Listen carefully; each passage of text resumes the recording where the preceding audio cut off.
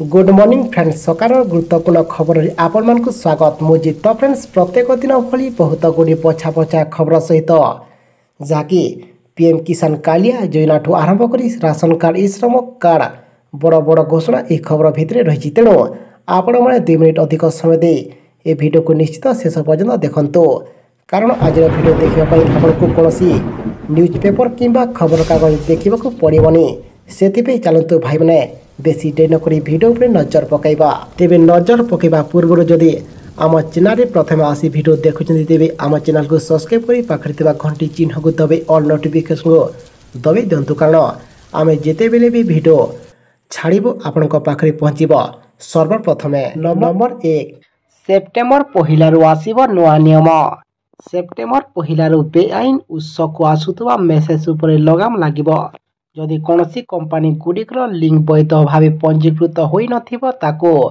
Sharing करेनि telecom company एभली दशंधि लिंक को आसुवा मेसेज को कंपानी गुड़िक बैन करेंगे।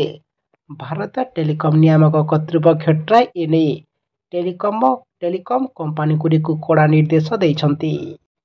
बेआईन यूआरएल एपीके ओटीटी लिंक एवं कॉल बैक नंबर गुड़िक हाइट लिस्ट बा वैध होइतिबा आवश्यक एक प्रेस विवृत्ति ट्राई कहिजे समस्त एक्सेस थिबा जोगाणकारी हाइटलिस्ट होइनथिबा यूआरएल एपीके ओटीटी लिंक एवं कॉल बैक नंबर गुड़िक सह जड़ित मेसेज पठाई पारिबे नाही।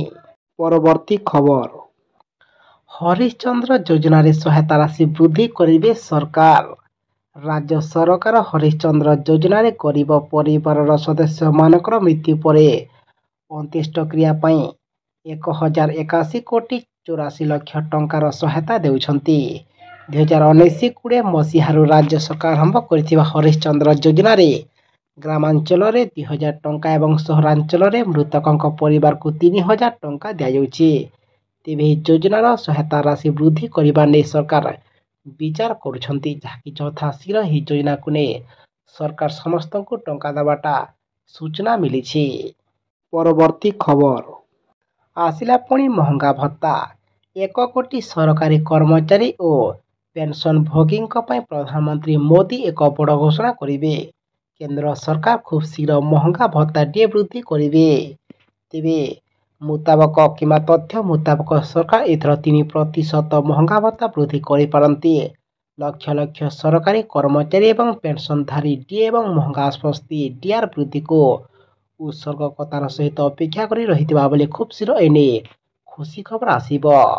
परवर्ती खबर आसिला पुणी कोलकातार गण दुष्कर्म को ने पुणी एक बड़ खबर।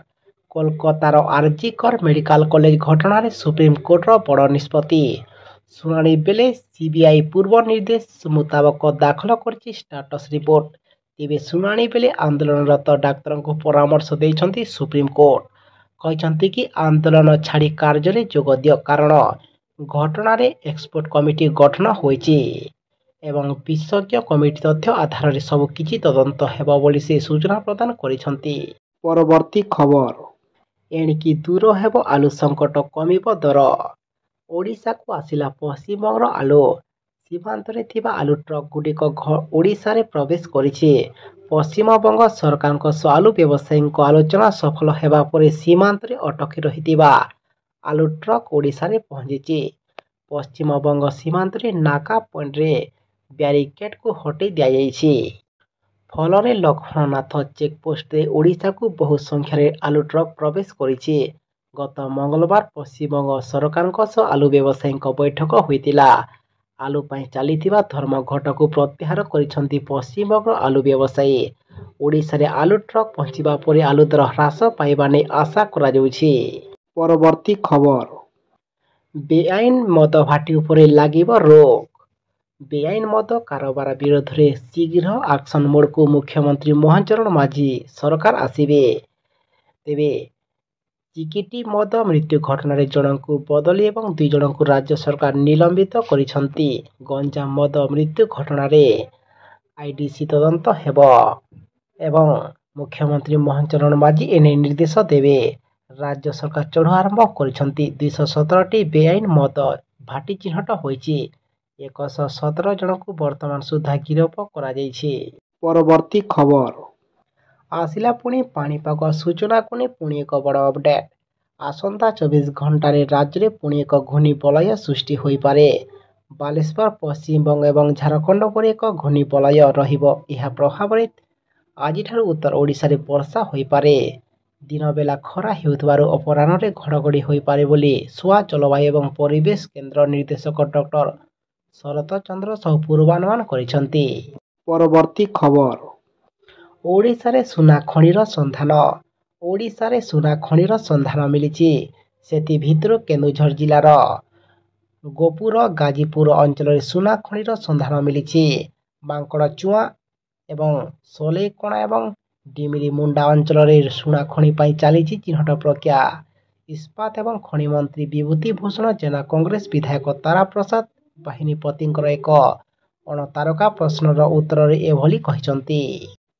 ସେହିପରି ମୟୂରଭଞ୍ଜ ଜିଲ୍ଲାର ଯଶୀପୁର, ସୁରିଆଗୁଡ଼ା ଏବଂ ରୋଆଂଶୀ, ଇଡେଲକୁଚା, ମାରେଡିହି ଏବଂ ସୁଲେଇପାଟ ଏବଂ ବାଦାମ ପାହାଡ଼ ଅଞ୍ଚଳରେ ସୁନା ଖଣିର ଅନ୍ୱେଷଣ ଚାଲିଛି। ଅପରପକ୍ଷରେ ସୁନ୍ଦରଗଡ଼, ନବରଙ୍ଗପୁର, ଅନୁଗୁଳ, କୋରାପୁଟ, ମାଲକାନଗିରି, ସମ୍ବଲପୁର, ବୌଦ୍ଧ ଜିଲ୍ଲାର କେତେକ ସ୍ଥାନରେ ସୁନା ଖଣି ଥିବା ସୂଚନା ରହିଛି।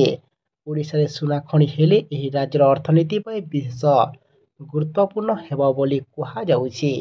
ପରବର୍ତ୍ତୀ ଖବର ପିଏମ୍ କିଷାନ ଟଙ୍କା ନେଇ ଆସିଲା ବଡ଼ ଖବର। କେନ୍ଦ୍ର ସରକାର ଦେଶର କୋଟି କୋଟି ଚାଷୀଙ୍କୁ ଆର୍ଥିକ ରୂପେ ସ୍ୱାବଲମ୍ବୀ କରିବା ପାଇଁ ପ୍ରଧାନମନ୍ତ୍ରୀ କିଷାନ ଯୋଜନା ଚାଲୁ ରଖିଛନ୍ତି। ଏହି ଯୋଜନା ଆଧାରରେ ଦେଶର କୋଟି କୋଟି ଚାଷୀ ଉପକୃତ ହେଉଛନ୍ତି। ପିଏମ୍ କିଷାନ ଯୋଜନାର 17ତମ କିସ୍ତି ଚାଷୀଙ୍କ ଆକାଉଣ୍ଟକୁ ଆସିସାରିଛି। ଦେଶର ପ୍ରାୟ 12 କୋଟି ଚାଷୀ ପିଏମ୍ କିଷାନ ଯୋଜନାର ଆର୍ଥିକ ସହାୟତା ପାଉଛନ୍ତି। ପ୍ରତି 4 ମାସରେ ଥରେ ଲେଖାଏଁ ସିଧାସଳଖ ଚାଷୀଙ୍କ ଆକାଉଣ୍ଟକୁ ଆସୁଛି ଟଙ୍କା। ତେବେ ପ୍ରଧାନମନ୍ତ୍ରୀ କିଷାନ ଯୋଜନାର 18ତମ କିସ୍ତିକୁ ନେଇ ଦେଶର କୋଟି କୋଟି ଚାଷୀ ଅପେକ୍ଷା କରି ରହିଛନ୍ତି। ତେବେ ଏହାକୁ ନେଇ ବଡ଼ ଅପଡେଟ୍ ସାମ୍ନାକୁ ଆସିଛି। ଚାଷୀଙ୍କୁ ପରବର୍ତ୍ତୀ କିସ୍ତି କେବେ ମିଳିବ ସେ ନେଇ ବଡ଼ ଖବର ସାମ୍ନାକୁ ଆସୁଛି। ଜାତୀୟ ଗଣମାଧ୍ୟମର ରିପୋର୍ଟ ଅନୁଯାୟୀ ଏହି ମାସର ଯେକୌଣସି 7 ତାରିଖରେ କିମ୍ବା ଆସନ୍ତା ମାସର ପ୍ରଥମ ସପ୍ତାହରେ ଯେକୌଣସି ତାରିଖରେ ସରକାର ଟଙ୍କା ଦେବାଟା ସୂଚନା ରହୁଛି। ସେଥିପାଇଁ ଆମେ ଆପଣଙ୍କୁ ଅନୁରୋଧ କରୁଛୁ କି ଆପଣମାନେ KYC ଫୁଲଫିଲ୍ କରି ରଖିଥାନ୍ତୁ ଏବଂ ତା ସହିତ ଆମ ସହ ଆପଣମାନେ ଯୋଡ଼ି ହୋଇ ରହିଥାନ୍ତୁ। କାହିଁକି ନା ଯେଉଁଦିନ ସରକାର ଟଙ୍କା ଦେବାଟା ଘୋଷଣା କରିବେ ଆମେ ଆପଣଙ୍କୁ ଆଉ ଗୋଟେ ଭିଡ଼ିଓ ମାଧ୍ୟମରେ ଆମ ଏହି ଚ୍ୟାନେଲ ମାଧ୍ୟମରେ ଆମେ ଆପଣଙ୍କୁ ଜଣାଇଦେବୁ। ତାକୁ ଦେଖି ଆପଣମାନେ କନଫର୍ମ ହୋଇଯିବେ। ପରବର୍ତ୍ତୀ ଖବର ଆସିଲା ପୁଣି କାଳିଆ ଯୋଜନାକୁ ନେଇ ବହୁତ ବଡ଼ ଖୁସି ଖବର। ମୁଖ୍ୟମନ୍ତ୍ରୀ ମୋହନ ଚରଣ ମାଝୀ ତାଙ୍କ କାର୍ଯ୍ୟକାଳର ପ୍ରଥମ ବଜେଟ୍ ଉପସ୍ଥାପନା କରିଛନ୍ତି। ଚଳିତ ବଜେଟରେ ମୋଟ 2,65,000 କୋଟି ଟଙ୍କା ବ୍ୟବହୃତ ହୋଇସାରିଛି। ଏନେଇ ରାଜ୍ୟ ସରକାର ପୂର୍ବ ସରକାର ସମୟରେ ପ୍ରଚଳିତ କାଳିଆ ଯୋଜନା ନାମ ପରିବର୍ତ୍ତନ କରି ପ୍ରଧାନମନ୍ତ୍ରୀ କିଷାନ କିମ୍ବା CM କିଷାନ ଢାଞ୍ଚାରେ ପ୍ରଧାନମନ୍ତ୍ରୀ କିଷାନ ଯୋଜନା ପ୍ରଚଳନ କରିଛନ୍ତି। ଚଳିତ ବଜେଟରେ ରାଜ୍ୟ ସରକାର ମୁଖ୍ୟମନ୍ତ୍ରୀ କିଷାନ ଯୋଜନା କିମ୍ବା କାଳିଆ ଯୋଜନା ପାଇଁ 1,935 କୋଟି ଟଙ୍କା ବ୍ୟବହୃତ କରିଛନ୍ତି। ତେବେ ପୂର୍ବ ସରକାର ରାଜ୍ୟର ଗରିବ ଏବଂ ଭୂମିହୀନ ଚାଷୀମାନଙ୍କୁ କାଳିଆ ଯୋଜନାର ବାର୍ଷିକ 4,000 ଟଙ୍କା ସହାୟତା ଯୋଗାଉଥିଲେ। ତେବେ ବିଜେପି ସରକାର ଏହି ଯୋଜନାର ନାମ ପରିବର୍ତ୍ତନ କରି ମୁଖ୍ୟମନ୍ତ୍ରୀ କିଷାନ ଯୋଜନା କରିଥିବା ବେଳେ ଏହାର ବଜେଟ୍ ପରିମାଣ ମଧ୍ୟ ବୃଦ୍ଧି କରିଛନ୍ତି ଏବଂ ଏଥିରେ ସୂଚନା ରହୁଛି କି ରାଜ୍ୟର ସମସ୍ତ ଗରିବ କିମ୍ବା ଭୂମିହୀନ ସମସ୍ତ ଚାଷୀଙ୍କୁ ପରବର୍ତ୍ତୀ କିସ୍ତି ଟଙ୍କା ମିଳିବ ନେଇ ଆଶା କରାଯାଉଛି, ଯାହାକି ସମସ୍ତ ଗରିବ, ଶ୍ରମିକ, ସମସ୍ତ ହିତାଧିକାରୀଙ୍କ ପାଇଁ ବହୁତ ବଡ଼ ଖୁସି ଖବର। ପରବର୍ତ୍ତୀ ଖବର ଏମାନଙ୍କୁ ମିଳିବନି ରାସନ କାର୍ଡର ସୁବିଧା। ଓଡ଼ିଶା ରାସନ କାର୍ଡଧାରୀଙ୍କ ପାଇଁ ମହତ୍ୱପୂର୍ଣ୍ଣ ସୂଚନା। କଟିଯିବ କିଛି ଜଣଙ୍କ ରାସନ କାର୍ଡ, ମିଳିବନି ଆଉ ମାଗଣା ଚାଉଳ ଏବଂ ଗହମ। ରାଜ୍ୟ ସରକାରଙ୍କ ବଡ଼ ନିର୍ଦ୍ଦେଶ। ଖୁବ୍ ଶୀଘ୍ର ଅଯୋଗ୍ୟ ହିତାଧିକାରୀଙ୍କୁ ଚିହ୍ନଟ କରାଯିବ।